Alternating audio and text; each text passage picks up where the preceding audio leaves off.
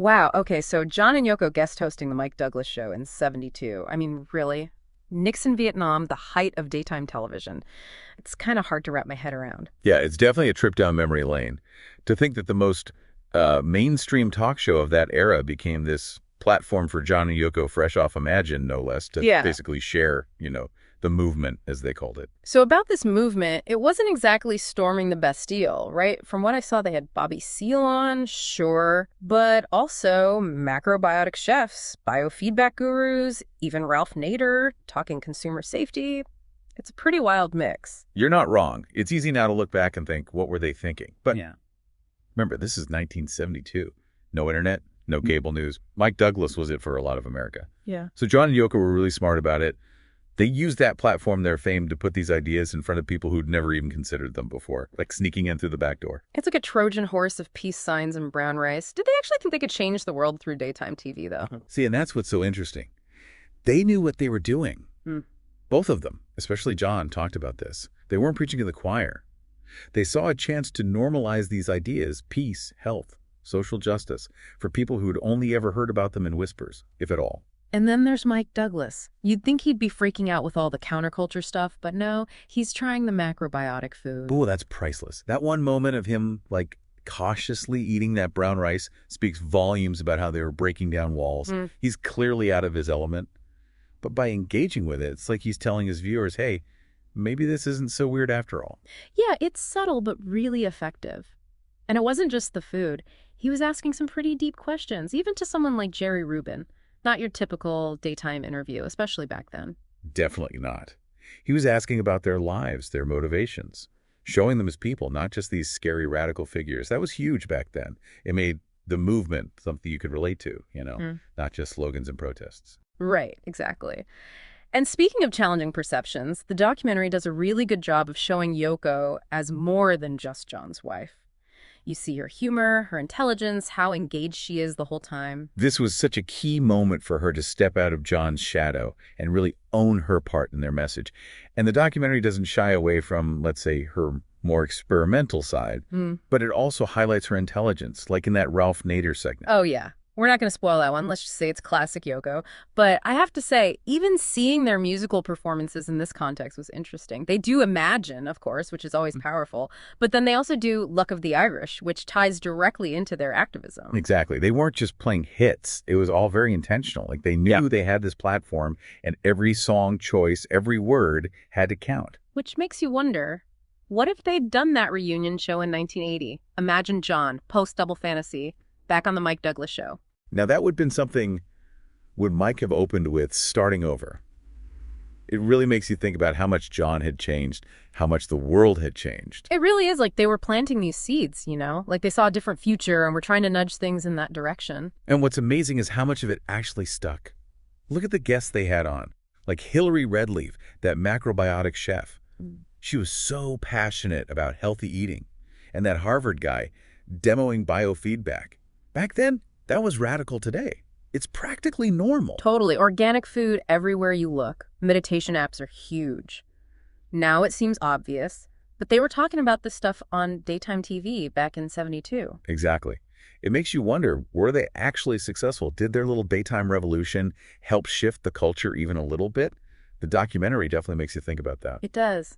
And it's not just the big ideas. There are these little moments, these human moments, that stuck with me. Like when Mike Douglas asked John about his dad. Oh, yeah, that was really something. You could see John get, kind of vulnerable. He was so known for his activism, for being this big personality.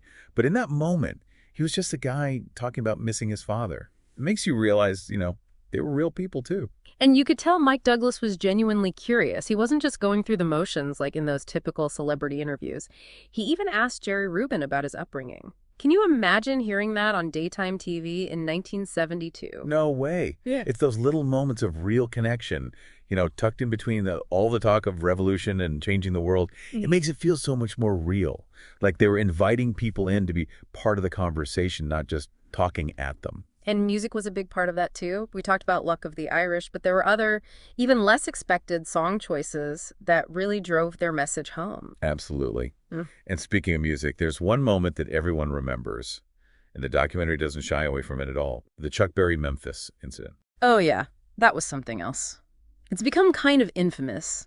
And it's interesting to see how the documentary handles it. They don't dwell on it, but they don't ignore it either. They just kind of present it and let the viewer decide. Exactly. It's like they're saying, you be the judge, which is probably the best way to approach something so controversial and complex. Definitely. On a totally different note, one thing that really struck me was the quality of the footage. For something filmed over 50 years ago, it looks amazing. They got lucky. They're Westinghouse Broadcasting. They own their recordings, unlike the network. So those tapes were stored properly. They're like a perfect time capsule. What a find. It's like we're right there in the studio with them. And it's not just the footage. They actually tracked down some of the original guests and interviewed them. Yeah, like Ralph Nader and Vivian Reed, that amazing gospel singer who was a regular on the show. It's incredible to hear them reflect on that week. One day it's Bobby Seale. The next it's John Lennon. Talk about a trip. It really shows how those 5 days blurred the lines between different worlds. And you know what else I loved? Those cheesy bumpers they use between segments. That old school 70s vibe. Totally. It would have been easy to edit those out, Mm-hmm. but they add to the whole experience, like stepping back in time. For sure. It's like we're watching it live in 72, but it also makes you think about how much things have changed since then. It really does. It makes you wonder what people 50 years from now will look back on and think was revolutionary about our time. It makes you think about all the things we take for granted now that would have blown people's minds back then. Right. And speaking of things that make you think, one thing that stood out to me was who wasn't there? Yeah. No Paul, no Ringo. Yeah. They were both making music, but they weren't part of this whole daytime revolution thing. That's so true. You'd think with a platform like that, John would have at least tried to get the band back together. Then again, maybe not. It makes you wonder what they really thought of all this, you know? Like, was it a conscious decision to move on, start fresh?